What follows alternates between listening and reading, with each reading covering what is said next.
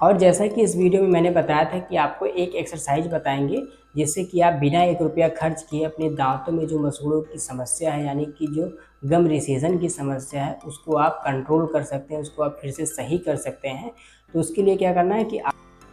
अगर आपके दांत पहले से लंबे दिख रहे हैं, मसूड़ों से खून निकल रहा है, आपके दांतों में झंझनाहट हो रही है या फिर आपके दांत हिलना स्टार्ट हो गए हैं, तो यह सारी समस्याएं आपकी बढ़ती उम्र के कारण नहीं, बल्कि आपके मुंह में, आपके दांत में बढ़ रही गंदगी और लापरवाही के लक्षण हो सकते हैं। अब अगर गंदगी आपने किया है, लापरवाही आपने किया है, तो ट्रीटमेंट भी, इसका इलाज भी आपको ही कराना पड़ेगा। हेलो दोस्तों, स्वागत है आपका एक और नई वीडियो में। इस वीडियो में हम जानेंगे इस समस्या के बारे में जिसे हम मेडिकल टर्म में गम रिसेशन कहते हैं। इस वीडियो में हम गम रिसेशन को डिटेल में कवर करेंगे, जिसमें हम जानेंगे कि गम रिसेशन क्या होता है, यह क्यों होता है, इसके बनने का क्या कारण है और इसके क्लिनिकल ट्रीटमेंट के साथ साथ हम जानेंगे कि घरेलू उपाय क्या हैं। और इस वीडियो के लास्ट में हम आपको एक एक्सरसाइज बताएंगे जिससे कि आप इस एक्सरसाइज को अगर आप कंटिन्यू करते हैं तो आपके दांतों में जो गम रिसेशन की समस्या है, आपके मसूड़ों में जो समस्या है, वह फिर से रिग्रोथ हो जाएगा, आपके मसूड़ों की पकड़ फिर से बन जाएगी। तो इसके लिए आप इस वीडियो को बिना स्किप किए हुए लास्ट तक देखिए। तो सबसे पहले हम बात करते हैं गम रिसेशन की। गम रिसेशन का मतलब यह होता है कि आपके दांतों में आपके जो मसूड़े होते हैं, या तो वो ऊपर की तरफ चले जाते हैं या तो फिर वो नीचे की तरफ आ जाते हैं। इसमें आपके ऊपर वाले दांत के जो मसूड़े होते हैं वह ऊपर की तरफ चले जाएंगे और नीचे वाले दांत के जो मसूड़े होते हैं वह नीचे की तरफ आ जाएंगे। और इससे क्या होता है कि आपके दांत जो है वो लंबे दिखने लगते हैं, और दांत लंबे दिखने के साथ साथ जो आपके दांतों की जड़ होती है, यानी कि जो उनके रूट होते हैं, वह एक्सपोज हो जाते हैं, जिसके कारण से आपके दांतों में झंझनाहट या फिर ठंडा गर्म लगना स्टार्ट हो जाता है। और अगर इस समस्या को हम समय रहते ध्यान न दें, उसको हम समय से केयर ना करें, तो इसमें क्या होता है कि जो दांत आपके जिस भी हड्डी में फिक्स रहते हैं, जो इसके मसूड़े कवर किए रहते हैं, इन दोनों से ही इस दांत का जो पकड़ रहता है वह कमज़ोर हो जाता है, इसकी मजबूती में जो है कमी आ जाती है, जिसके कारण से हमारे दांत हिलने लगते हैं। और अगर बात करें हम यह क्यों होता है, यानी कि गम रिसेशन होने के क्या कारण हैं, तो उसमें से सबसे पहला जो कारण है वह है आपका हार्ड ब्रशिंग। यानी कि जो आप ब्रश यूज कर रहे हैं उसके जो ब्रिस्टल होते हैं वह काफ़ी हार्ड होते हैं, जिसके कारण से आपके दांत या तो घिस जाते हैं और उसके साथ साथ आपके मसूड़े भी घिसने लगते हैं। हमारा जो दूसरा कारण है वह है कि गलत तरीके से ब्रश करना या फिर ज़ोर से ब्रश करना, यानी कि प्रेशर लगा के ब्रश करना। अगर आपके जो ब्रश होते हैं वह सॉफ्ट होते हैं, लेकिन अगर आप उसे टाइट पकड़ते हैं, यानी कि उस पर प्रेशर लगाते हैं, तो इससे भी आपके दांत घिसने लगते हैं, आपके मसूड़े घिसने लगते हैं। और अगर आप गलत तरीके से ब्रश करते हैं, यानी कि ब्रश को केवल आप हॉरिजॉन्टल लाइन में ही यूज़ करते हैं, तो इससे आपके भी दांत घिसते हैं, मसूड़े घिसते हैं। तो यह भी एक कारण हो सकता है। हमारा जो तीसरा कारण है वह है प्लाक या फिर टार्टर के कारण। अगर आपके दांतों में प्लाक की समस्या या फिर टार्टर की समस्या बनी हुई है, तो इसके कारण भी आपके मुंह में जो है, आपके मसूड़ों में गम रिसेशन की समस्या हो सकती है। जैसा कि मैंने पहले कई सारे वीडियो में बताया है कि यह जो प्लाक होता है वह एक साइलेंट किलर है, जिसमें भी आपके दांतों में कोई भी जब इन्फेक्शन होता है तो वह उसमें आपको कोई पेन नहीं होता है, कोई आपको सिम्टम्स नहीं नज़र आते हैं, बस आपके दांतों में, आपके मसूड़ों में केवल गंदगी एक्स्ट्रा दिखाई देती है। तो इस प्लाक को आप नज़रअंदाज बिल्कुल ना किया करिए। अगर आपके दांत में प्लाक या फिर टार्टर की गंदगी जमी हुई है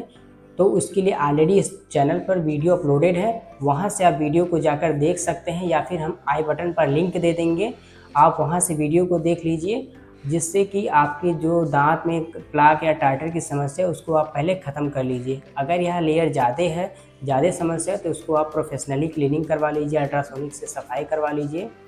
और इसके अलावा हमारा जो चौथा कारण है वह है तंबाकू या फिर स्मोकिंग। कई सारे लोग जब तंबाकू खाते हैं तो क्या करते हैं कि अपने यहाँ गम्स में जो है उसको रख देते हैं और कुछ टाइम तक वह पड़ा रहता है। इससे क्या होता है कि आपकी गम्स में जो है वह कटने लगते हैं, वहाँ पे एक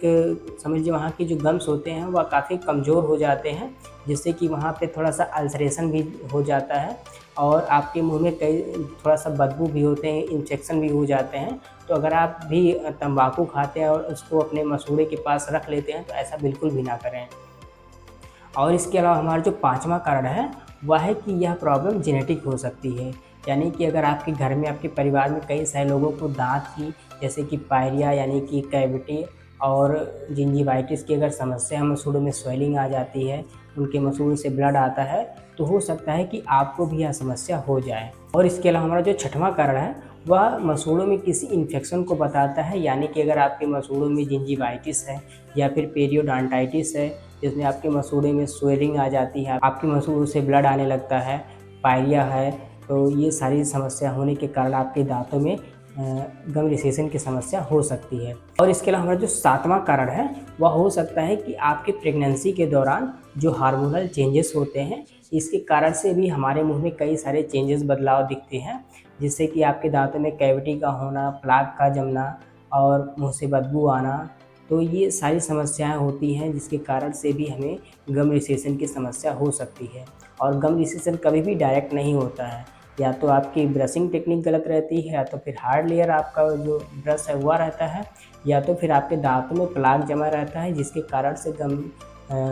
रिसेशन जो है यह होने लगता है। और अगर इसके ट्रीटमेंट की बात करें तो देखिए, क्लिनिक पर कई सारे ट्रीटमेंट हो सकते हैं आपकी गम रिसेशन की कंडीशन के अकॉर्डिंग।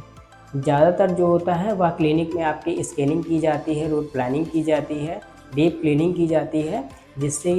कि आपके दांतों में जो भी टार्टर या फिर इन्फेक्शन रहता है, जो बैक्टीरिया रहते हैं, उसको वहाँ से रिमूव करने के लिए किया जाता है। और इसके अलावा अगर ज़रूरत पड़ती है तो आपके मसूड़ों में जो है गम ग्राफ्टिंग सर्जरी किया जाता है, जिससे कि आपके जिस भी पर्टिकुलर एरिया में गम नहीं है, मसूड़े नहीं हैं, वहाँ पे आपको कहीं से भी मसूड़ा निकाल के थोड़ा सा वहाँ पे इसको प्लेस किया जाता है और सूचर से उसको सूचरिंग कर दिया जाता है, और कुछ टाइम के लिए एंटीबायोटिक या फिर जो भी दवाइयों की ज़रूरत होती है उसको वहाँ पे प्रेस्क्राइब किया जाता है, और आपके ये जो मसूड़े रहते हैं वो फिर से रीग्रोथ हो जाते हैं। अब हम बात करते हैं कि उन नेचुरल रेमेडीज़ की जिससे कि गम रिसेशन की समस्या को हम कम कर सकते हैं। अगर वह इनिशियल स्टेज पर है या फिर शुरुआती दौर पे है, तो उसे हम बड़े ही आसानी से इस नेचुरल रेमेडीज़ की सहायता से कंट्रोल कर सकते हैं। तो हमारा जो सबसे पहला सलाह रहेगा वह है कि आप सॉफ्ट ब्रिस्टल वाले ब्रश को यूज करिए, और उसे हॉरिजॉन्टल लाइन में नहीं बल्कि सर्कुलर मोशन में धीरे धीरे यूज करिए, काफ़ी हल्के प्रेशर से यूज करिए। अगर आप नहीं समझ पाते हैं कि कितना प्रेशर लगाना है, तो इसके लिए कई सारे मार्केट में इलेक्ट्रिक ब्रश भी आते हैं, जिसमें कि प्रेशर सेंसर भी रहता है कि अगर आप प्रेशर ज़्यादा लगाएंगे तो ऑटोमेटिक ऑफ होने लगता है या फिर आपको इंडिकेट करने लगता है, तो आप उसका भी यूज कर सकते हैं। हमारा जो दूसरा घरेलू उपाय है वह है कि गार्गल। जैसा कि मैंने कई सारी वीडियोज़ में बताया है कि आप या तो नमक पानी, या तो फिटकरी पानी, या तो फिर माउथ वॉश, इन तीनों ही चीज़ों में से किसी भी एक चीज़ का आप रेगुलर बेस पे यूज किया करिए। इसके लिए अगर आप नमक पानी या फिर फिटकरी पानी लेते हैं तो कम से कम 2 चुटकी आप इस पाउडर को मिला लीजिए और इसमें थोड़ा सा गुनगुना पानी मिला लीजिए। अगर आप माउथ वॉश यूज करते हैं तो कम से कम 5 ml या फिर 7 ml, जैसे भी आपकी समस्या हो उसी के अकॉर्डिंग जो है 5 से 7 ml आप एक गिलास पानी में जो है, जो कि नॉर्मल रहेगा, ना ज़्यादा ठंडा रहेगा ना गर्म रहेगा, उसमें आप मिला लीजिए और इसे सुबह शाम जो है यूज करिए। इसके अलावा हमारा जो तीसरा घरेलू उपाय है वह है ऑयल पुलिंग। ऑयल पुलिंग काफ़ी ज़्यादा हेल्पफुल रहता है मुंह की कई सारी बीमारियों में, जैसे कि पायरिया में, गम रिसेशन में, जिंजिवाइटिस में। इसे आप यूज कर सकते हैं और ये आपको कोई भी साइड इफ़ेक्ट नहीं देता है। इसके लिए क्या करना है कि आपको या तो फिर नारियल का तेल या फिर तिल का तेल लेना है, और इसे कम से कम 5 ml 7 ml की मात्रा में जो है, जितना भी आप अपने मुंह में अच्छे से होल्ड कर सकते हैं, और कम से कम 2 से 3 मिनट इसको होल्ड रखिए। होल्ड करने के बाद अपने दांतों में चारों तरफ घुमाते रहिए, और घुमाने के बाद इसको आप थूक दीजिए और सादे पानी से आप कुल्ले कर लिया करिए। और इसके अलावा हमारा जो चौथा घरेलू उपाय है वह है कि एलोवेरा जेल से मसाज करना। आप अपने आसपास कहीं से भी एलोवेरा का ताज़ा पत्ता ले आइए और उसके जेल को जो है अपने दांतों पर, अपने मसूड़ों पर रख लीजिए, और इसे एक अंगुली की सहायता से जो है उसको मसाज करिए। कम से कम 1 से 2 मिनट तक आप इसको मसाज करिए और नॉर्मल पानी से कुल्ले कर लीजिए। इससे क्या होता है कि आपके दांतों में जो मसूड़ों की पकड़ होती है उसमें यह काफ़ी ज़्यादा हेल्प करता है आपके मसूड़ों को मजबूत बनाने के लिए, और जो इसमें बैक्टीरिया रहते हैं उसको वहाँ से वो रिड्यूस करता है, कम करता है। और इसके अलावा हमारा जो पाँचवा घरेलू उपाय है उसके लिए आपको क्या करना है, विटामिन सी रिच फूड लेना है, या फिर आप उसके लिए अलग से सप्लीमेंट भी ले सकते हैं। विटामिन सी में आप जो है संतरा ले सकते हैं, नींबू ले सकते हैं, अमरूद ले सकते हैं, आंवला ले सकते हैं। इन सब में प्रचुर मात्रा में जो है विटामिन सी रहती है। इससे जो आपकी गम्स में कोलेजन का जो प्रोडक्शन होता है उसमें ये बूस्ट करता है, और यह जो विटामिन सी रहता है वह आपके इन्फ्लेमेशन को भी कम करता है, आपके मुँह में जो स्वेलिंग है उसको भी कम करता है। और जैसा कि इस वीडियो में मैंने बताया था कि आपको एक एक्सरसाइज बताएंगे जिससे कि आप बिना 1 रुपया खर्च किए अपने दांतों में जो मसूड़ों की समस्या है, यानी कि जो गम रिसेजन की समस्या है, उसको आप कंट्रोल कर सकते हैं, उसको आप फिर से सही कर सकते हैं। तो उसके लिए क्या करना है कि आपको इस अंगुली की सहायता से जो है, जब भी आप सुबह और शाम में ब्रश करते हैं तो ब्रश करने के तुरंत बाद जो है अपने इस अंगुली से जो है नीचे के मसूड़ों को ऊपर की तरफ और ऊपर के मसूड़ों को नीचे की तरफ जो है इसको कम से कम 10 से 12 बार इसको एक्सरसाइज करना है। और 1 मिनट तक अगर आप इसको कर लेते हैं तो इससे क्या रहता है कि आपके गम्स में, आपके मसूड़ों में जो है ब्लड सर्कुलेशन जो होता है वहाँ पे एक्टिवेट हो जाता है, और आपके दांतों में आपके मसूड़ों की जो पकड़ होती है और फिर से बढ़ने लगती है, उसमें जो फ़ायदा होने लगता है। आपके जो मसूड़े होते हैं वहाँ वो फिर से आना स्टार्ट हो जाते हैं इस ब्लड सर्कुलेशन की वजह से।